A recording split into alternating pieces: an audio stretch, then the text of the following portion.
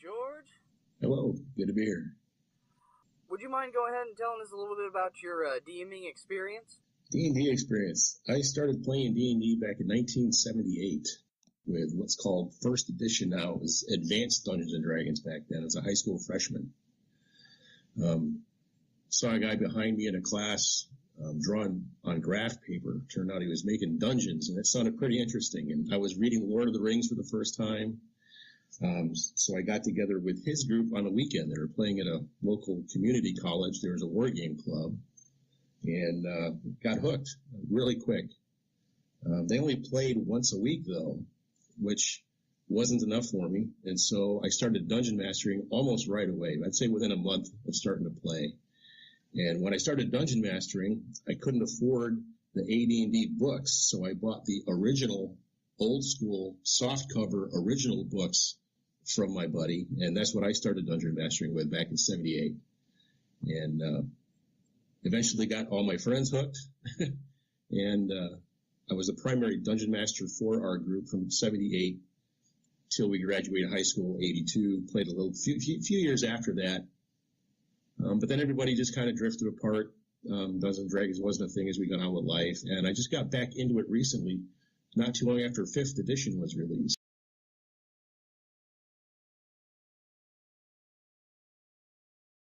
I'd say on behalf of the community, it is good to have you back. It's great to be back.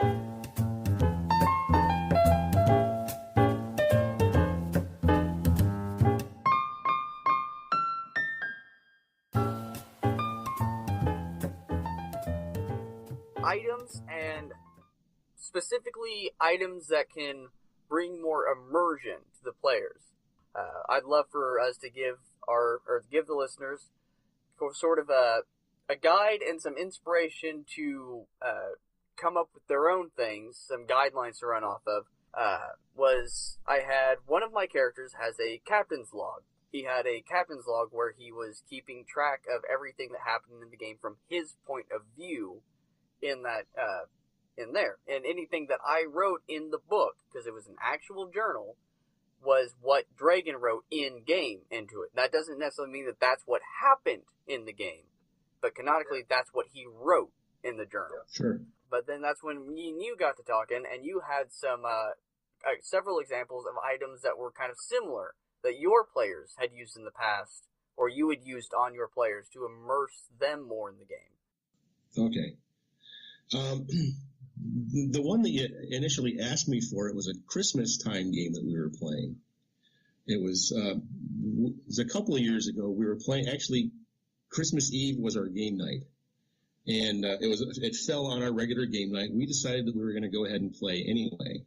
And I couldn't let that opportunity pass me by. I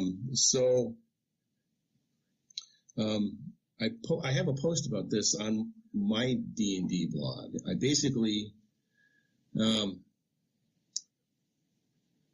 Santa Claus visited my characters indirectly. I came up with a minor magic item for each player that I was going to give them, something useful that their character could need, like a ring of protection for the magic user, for the wizard. The ranger had taken over a character for somebody who had dropped out of the game. And the original ranger didn't have the survival skill, so I had a ranger that didn't have survival skill, which was kind of awkward.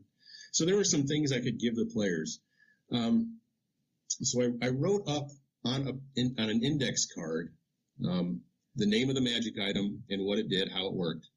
And I rolled that up, and I just used calligraphy and put the character's name on the outside of it, wrapped that up in a ribbon, stuffed them into a dice bag.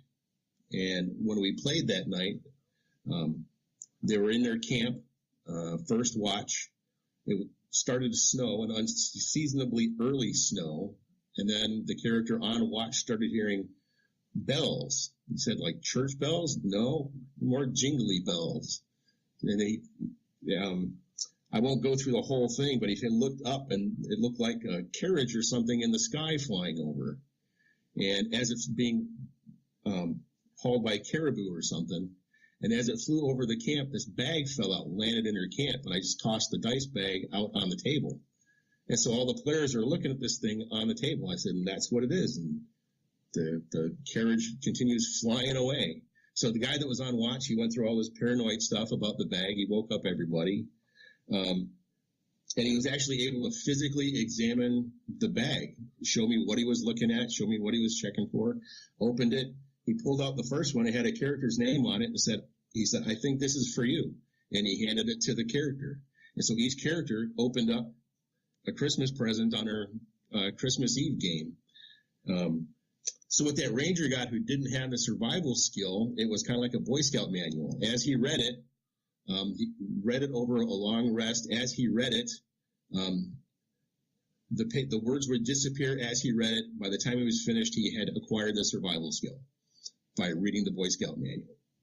The wizard got a ring of protection +1. Somebody said, hey, Santa gave you a ring. You're married to Santa now.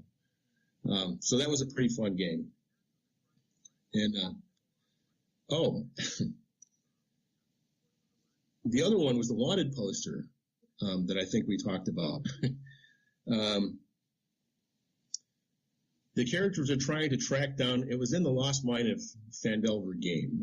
Potential spoiler alert, I'll try to avoid it, but the main bad guy was on to the party that was looking for him, and he put a bounty out on him. And so they fought these hobgoblins, and they're supposed to find one of these wanted posters on one of the hobgoblins.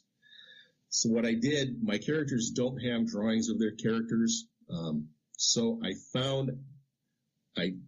swiped a photo from Facebook of the player that I had in mind, and I printed that out on a piece of paper, and I used some calligraphy at the top, saying wanted, dead or alive, but whatever, 25 gold, Tordorak Rock Seeker, and I had the guy's picture on it. So when they killed the hobgoblins, they were searching them.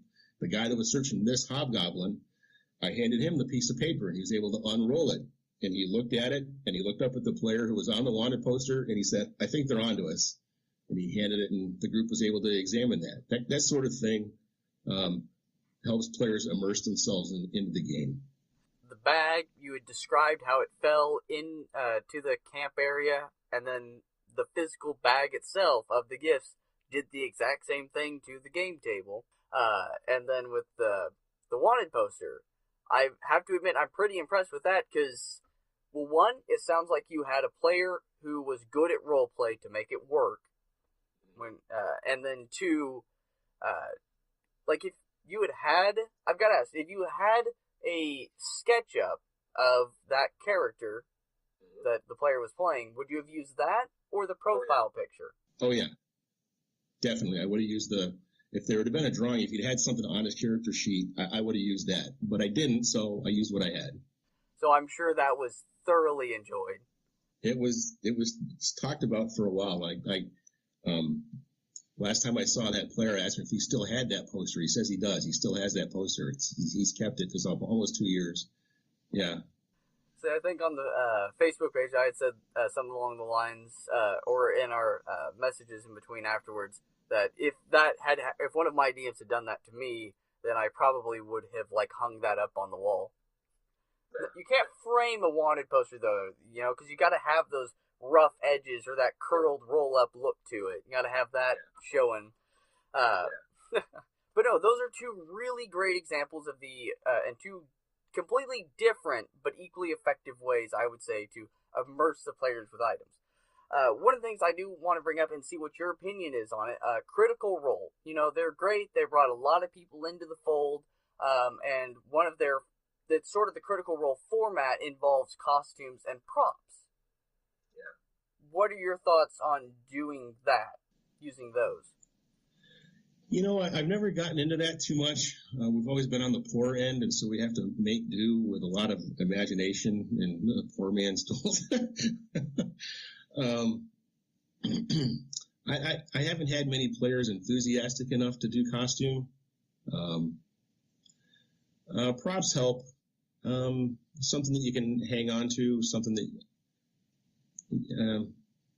brings a tactile quality to it, so you're not just using the mind. Props do help. And, along with props are, miniatures. For a long time, back in the day and today, I use a battle mat to draw stuff out on. I'm seeing a lot of modeling ideas on YouTube and stuff for actually making bricks and actually building something to put on the table. And I've been looking at getting into that. I haven't started that yet, but it's on my agenda. No, those are some good points. I haven't done the props and the costumes myself. Actually, I'm not gonna lie. Before I first started, I thought the props were they were part of the thing that kept me away from it. Originally, when way back in my closet nerd days, I think that personally, and I talked to one of my other DMs, and they kind of agreed. And we discussed this the other day in preparation for this episode, that the props and the costumes are great. Probably best saved for special occasions, though. Yeah, I'd agree with that. Like the knife, or your dagger, or your bow, that can be cool, especially the first time. But if you did that every session, eventually it's just gonna take up table space, and it's just gonna be in the way. Dagger, not as much as the bow or the war axe. And that's not to say that, if you have a dedicated gaming room, that player that plays in that chair can't have, like, their character's weapons dangled on the chair or something like that. That would be neat. Or their hat, their wizard hat, or what have you. But that's where I would like to, I guess, explore the concept of separating from special props and functional props. Where, like, the wanted poster, I feel, would fall somewhere in between the journal and the dice bag that you had. Yeah. The present bag, my bad. Yeah. Would fall more on the functional side, while the costumes and props would fall more on the special side. Plus, with the special, since you don't actually use it, it keeps its impact more if it's only used every so often, So, on the idea on functional props, what are some other ones that, if we were to sort of spitball, that you think you could come up with on the fly? As far as mapping tabletop stuff, that kind of thing. The dry erase grid maps? Well, yeah, I had a game, and they were recently, and the players were infiltrating an enemy camp that was at the bottom of a canyon, and it was going to be too big for me to fit on my battle mat. And so now I had the idea of how am I going to actually represent this so that the players can see it. So I got the idea that it was a tent camp at the bottom of a canyon. It was pretty big, so it had to be kind of mobile. It wasn't going to be something permanent. There's going to take time to erase, redraw as they move around, come back to places, having to redraw stuff. So I got the idea of actually making some tents. I originally had a plan of doing something paper mache or something like that, but I kept putting it off until it was almost game day, and I couldn't do that anymore. And I hit what I thought was a pretty good idea. I cut strips of paper and folded them around in a circle and cut slots, and I just threw those out on the table for tents. And they were mobile. Let me see.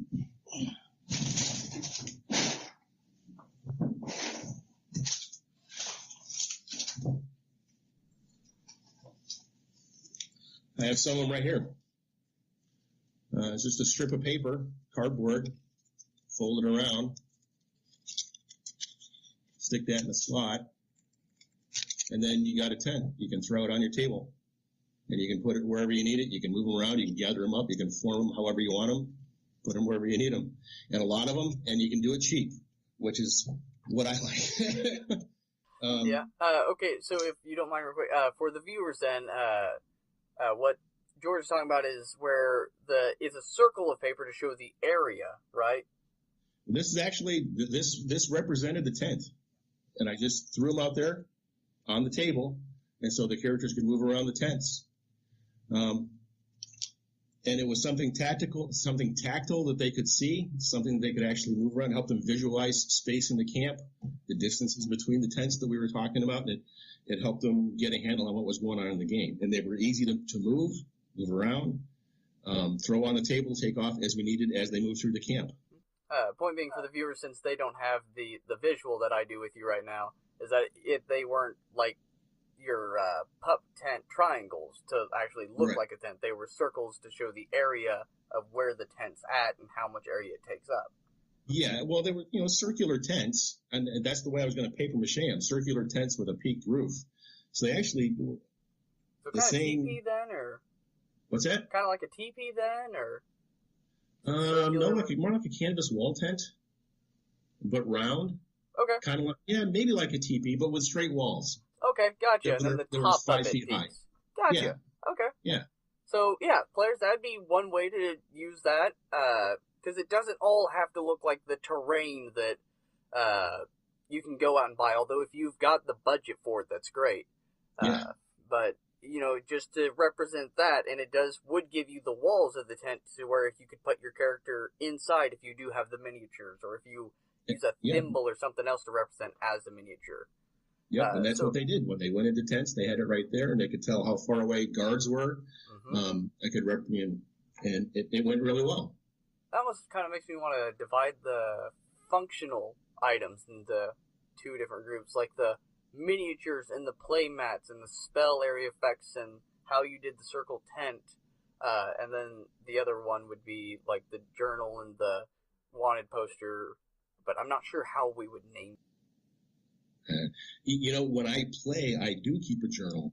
My characters always do. And I was playing, I'm in a Curse of Strahd game, and we had to take a long hiatus. There was some personal stuff that came up. It was months before we got back. When we got back to the game, the Dungeon Master looked at me and said, "Chronicler, relate what came before." I.e. the scribe. Yeah, so I started reading from my journal, and by the time I was done, everybody looked at me as like, where's everybody else in that thing? I mean, you kind of made yourself the star. I said, well, it's my journal. Exactly. One discussion I got on the topic of that with some people that were gracious enough to join the conversation on Reddit for the journals. You can have your Chronicle journal, and then to give other players, if they don't come with the incentive first, one good idea would be, okay, you're all exploring this new land, right? For some campaigns, homebrews especially, they're exploring the world. They're going on and adventuring where nobody else has been before. Specifically in that scenario, you could say the governor or the king or what have you has charged you with or put in your hands doing a Lewis and Clark sort of exploration. So one character, you get to take note of all the plants. Another character, you get to take care of, a journal full of animals, especially if they can draw. Or you may want the one that can draw to be saved for adventure number 3. You get to take a list down of all the monster-like creatures, which then you get into the concept between monsters and animals, and that's a whole nother episode. But give them each a certain type of thing, and then you'd have your chronicler/scribe to keep record of.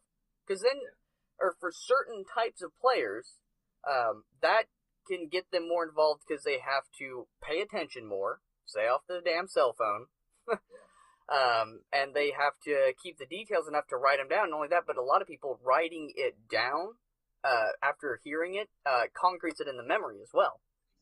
And that's one great way that was proposed to use another type of journal. One item that I'd like to pitch at you is the potion bottle. But yeah, the idea that you only have so many potions and you have to drink whatever's in there to heal your character, whether it's to refill a spell slot or to heal your potion. To heal your character with a potion. Or what have you. Have you ever tried or looked into much about doing the whole physical potion for in-game potion sort of ratio? I have not. My son has. The different flavors of Gatorade in different little bottles represent different types of potions, and yeah, he's done that, and that went over really well. One thing that I really like about it is it seems like that's a mechanic that can be used every game and not get too terribly old. Yeah. That's part of game night for some people that do that, I think, is, alright, who spent the hour or so to get the potions ready for tonight's session? This is it becomes part of the ritual, and it doesn't seem like that's one thing that gets old. It seems to work.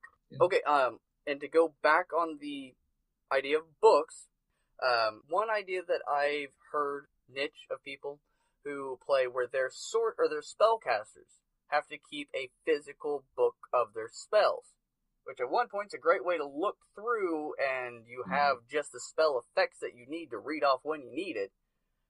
But if the DM lights it on fire, if it falls into the water, if you lose it in between games, guess who's going to have to get a new one before they can cast spells? Yeah, the spell book is always a fun one, yeah.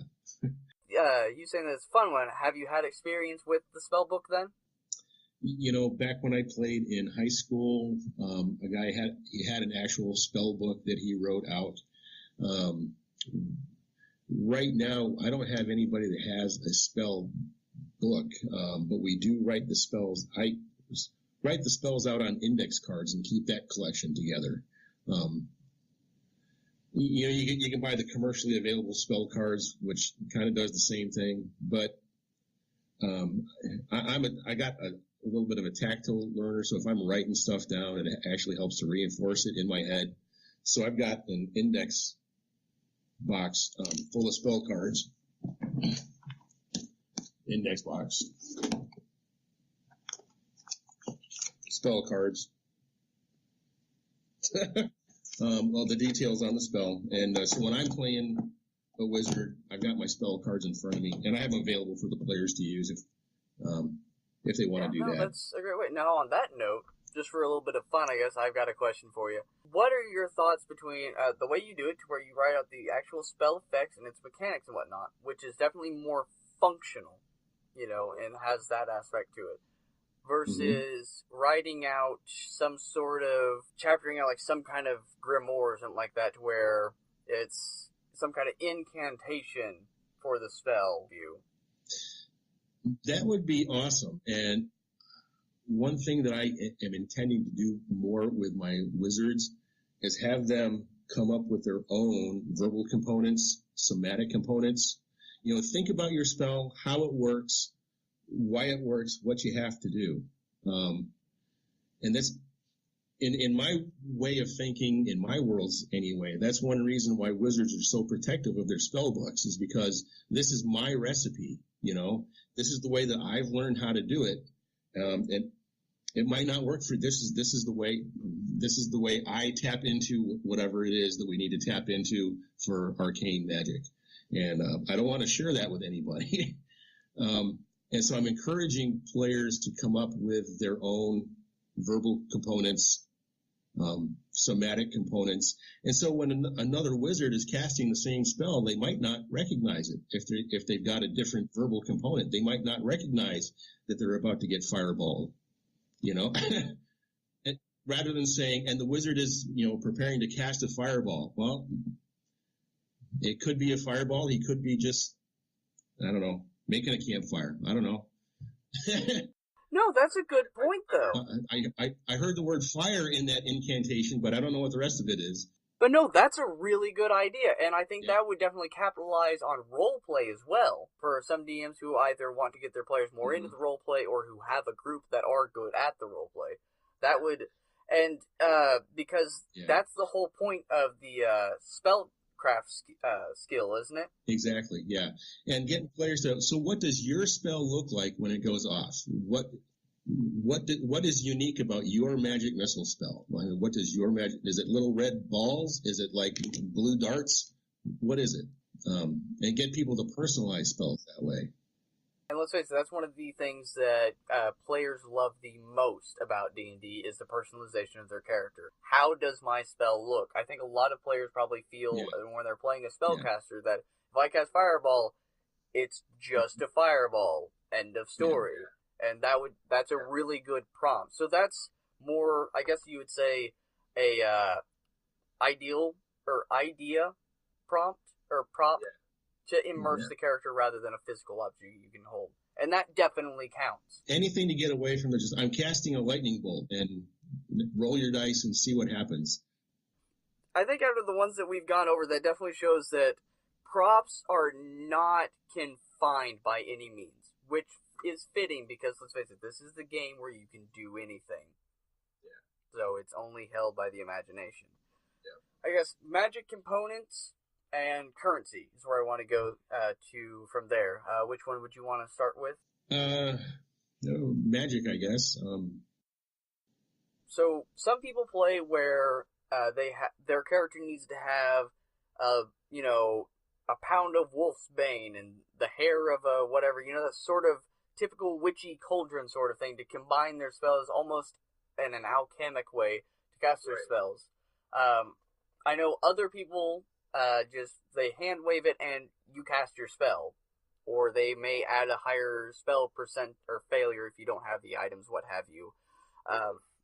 On that note, things like the spell components or magical items such as some kind of, soul gem or magic magnification gem, just spitballing, what's some things that you could come to your mind when we talk about that when it comes to the interactive props or immersive props?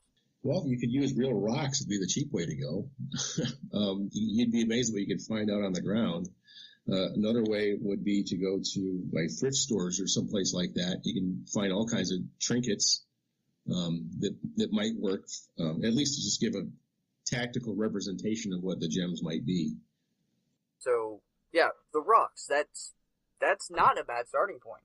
And no, I think you're right. Right. I kind of feel like on special occasions, especially during spring or summer, it could be kind of fun to, if you can come back next week to the game with, 2 3-leaf clovers, half a pound of daisies, and this or that or something like that, that could be kind of a fun way for a big in-game character event spell or something. Like a resurrection. It costs nobody nothing, and it might even get somebody outside for once. Yeah. On the note of currency, then, if we're moving on, have you ever thought about playing with some kind of coin or something? Not in the amounts that you need and that you're going to be hauling out of a dungeon. Sometimes I've made like cardboard or poster board coins if there's something unique about it, like it's a coin from a different country and it's unusual. I'll draw something like that out. That's about it, though. That could be fun for cursed money too. Yeah. And you could always use a dice bag in that case, maybe depending on how much you have to hold it as well. So that'd be kind of interesting. I had one game in high school where the players fought their way. They were in a dungeon. They killed the monster. They found the treasure chest. And I tossed a bag of gold coins on the table. I said, "This is exactly what you find." And they went, "What?" "This is exactly what you find." They opened up the bag, and it was like foil-covered chocolates. And I said, "And there's like 5,000 of them in this chest." And the guys, most of the players thought that was a dirty trick. The halfling in the party loved it. And there's a couple options with that as well. Do these coins represent actual coins in the game? Because let's face it, that's a... Well, in the game, they were foil-covered chocolates in the game. I said, "This is what your player found." "What?" And you peel back the wrapper, and there's this brown stuff on the inside. Kind of 3 options, because you could, let's say, that would be a relatively affordable way to do in-game currency as the gold coins. Or, then there's did you let the players know, or the characters, my bad, did the characters immediately know that it was chocolate, that it was fake? Or did they have to go and try to spend it or inspect it to find it out? Well, they had to inspect it. It looked real enough while they were fighting the monsters. They thought they were fighting for real gold, but when they went and looked at it closer, like, something looks different about this. And this is what you find. And I threw it in the bag, and they open it up, and I go, "Hey, what's this?" That would have been fun. I almost wish I had been there for that one. Maps. Now, then this can be done affordably, or somebody could put some money into it, and it can be done with other services, or if you're a good enough artist. There's about 4 different options there that at least come to mind. Whereas you had the playmat, right? But what about, like, city maps and full world maps? I used to spend a lot of time mapping everything out to the smallest detail. It gets frustrating when you spend time mapping something and your players decide not to go there.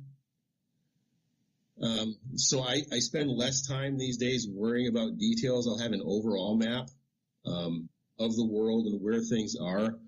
But most of the time I don't sweat the details. And lots of times I like to have some sort of a player map that the players can see where they know where they are in relation to the cities in their world that doesn't have as much information on it as my map does.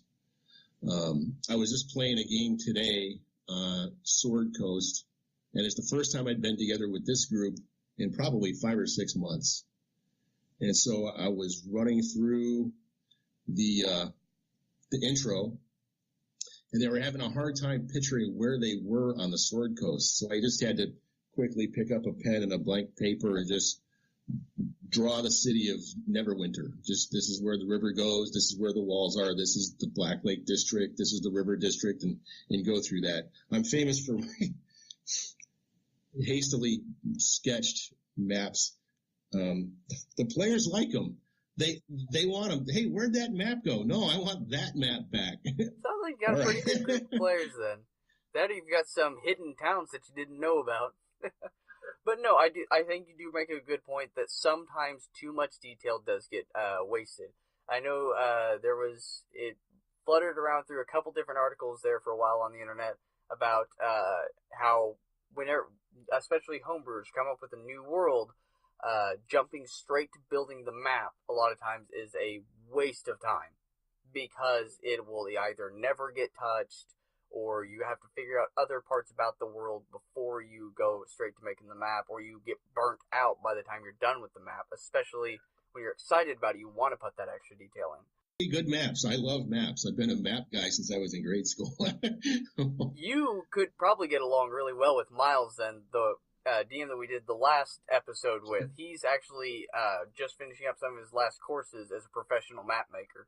One thing I would say though is, whenever you do sketch it out, is it on like printer papers, notebook paper? Do you go for like the parchment paper or the large print? If it's something that the characters are going to keep and they're going to use and it's going to be part of the campaign, I'll use parchment paper or something that looks good, and I'll draw it out on pencil first, and then I'll go back over it with ink once I have everything right.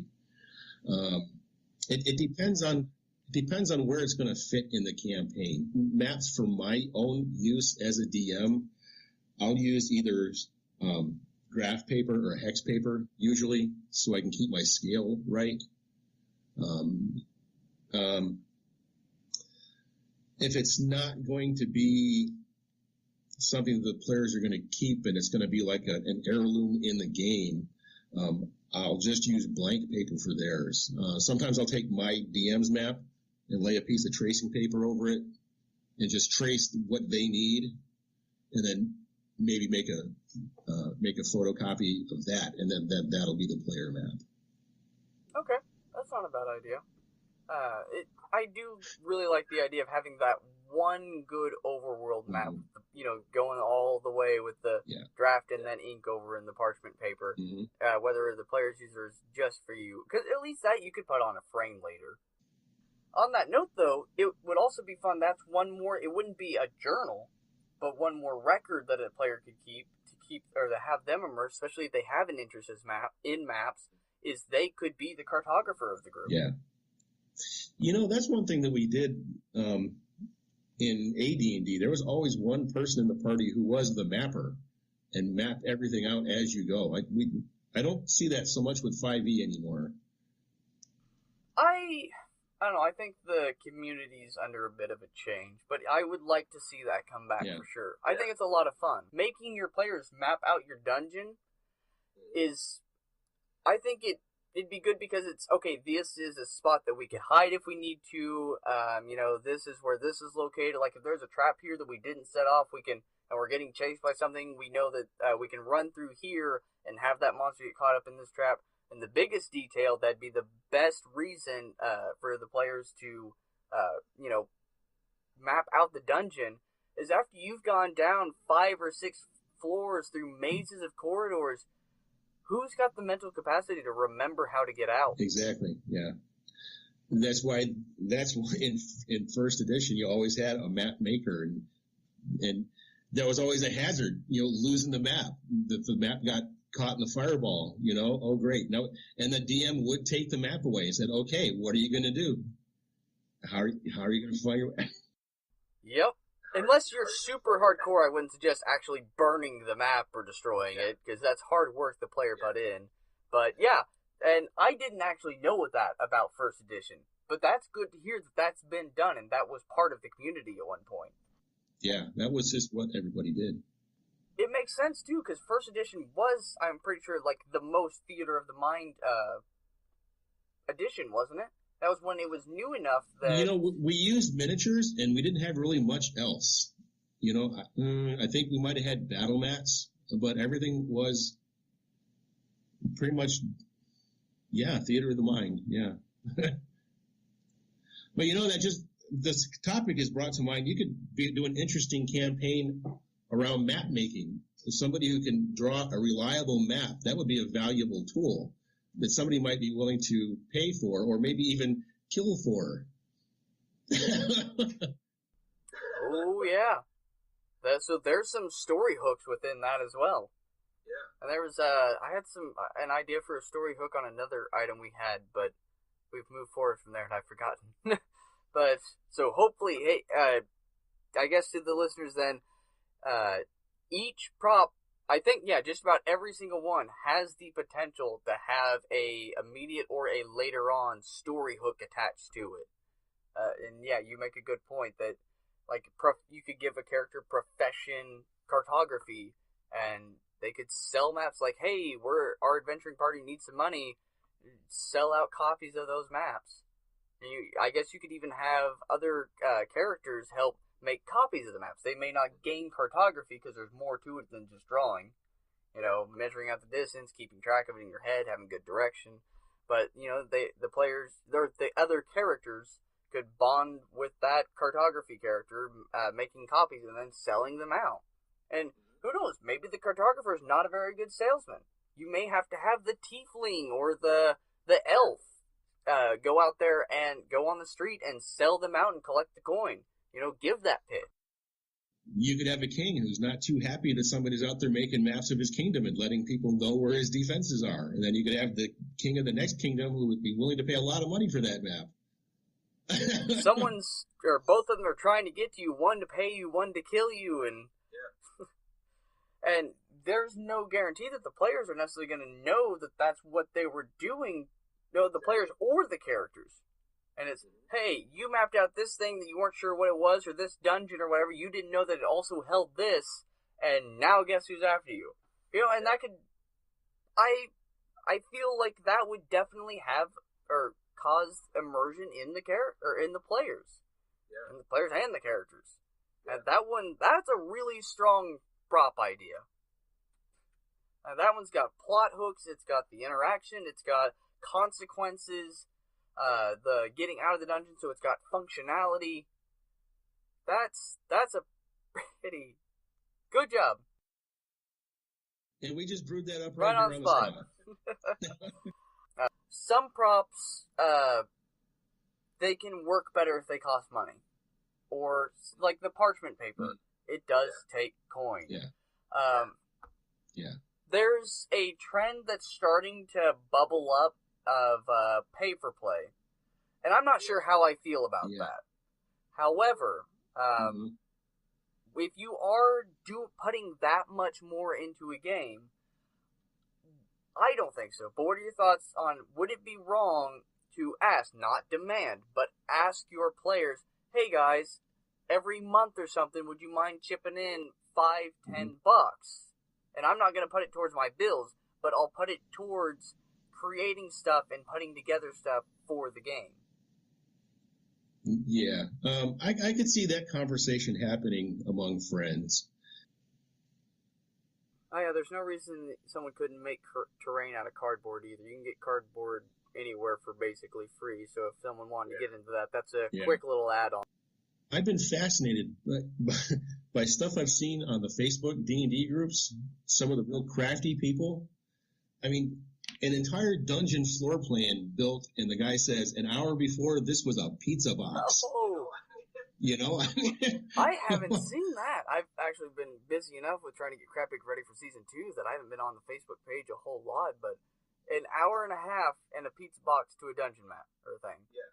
So is it just like the walls were folded up along the path, or?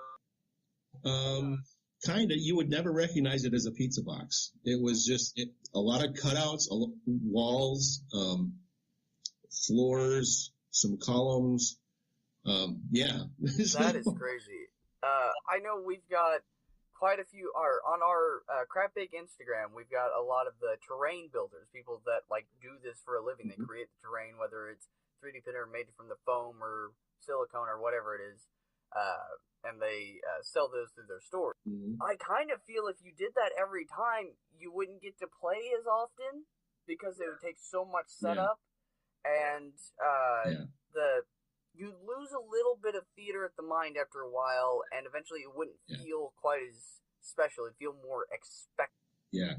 And, that's one thing that I do with my props. I don't use them for every game. I just don't have the time to put them together. Something will occur to me in the game, hey, this would be cool to do for that. And so it's a situational thing. It's not a steady diet of stuff that I've done. Right. And I think that's definitely one thing to keep in mind. And that was what we stated with the costumes and the weapon props at the beginning of the episode was that is definitely sort of a special thing, and some of these mostly are. I think the potions and the maps and the journals are probably about, and the potions you could probably throw either way even. I tell you what though, I am definitely interested. Any of our viewers, or if you know anyone, I'd love to talk to somebody later on about doing that terrain building.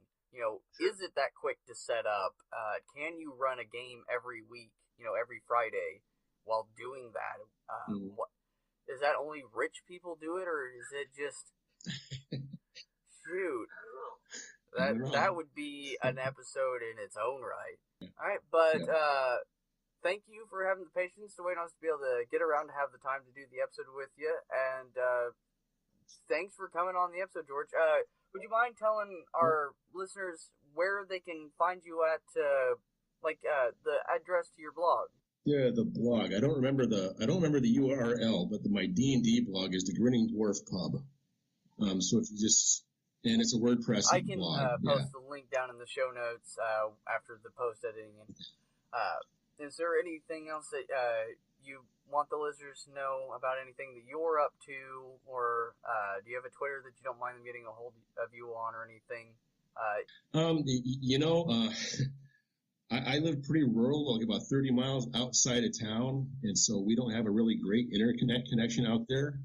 So I'd like to give a thanks to Tyler and Jerica for letting me use their house in town to do this interview at. Yes, thank you to them. Especially since we started late, and it does, you'd think that a podcast be only a couple minutes, but you have to record a lot and then post edit down. So they have my thanks as well. All right. I'll pass that on. I appreciate it. So the Grinning Dwarf Pub is the blog that you have. We'll have the link to it down in the show notes. Is it very searchable? That's something that I'm working on, getting tags. It's something that I'm learning as I go. All right. Well, there you are. George Parker, Grinning Dwarf Pub, and immersive props to get your players really into your campaign that you've spent so much time on. Thank you, George, and I'd love to talk to you again another time.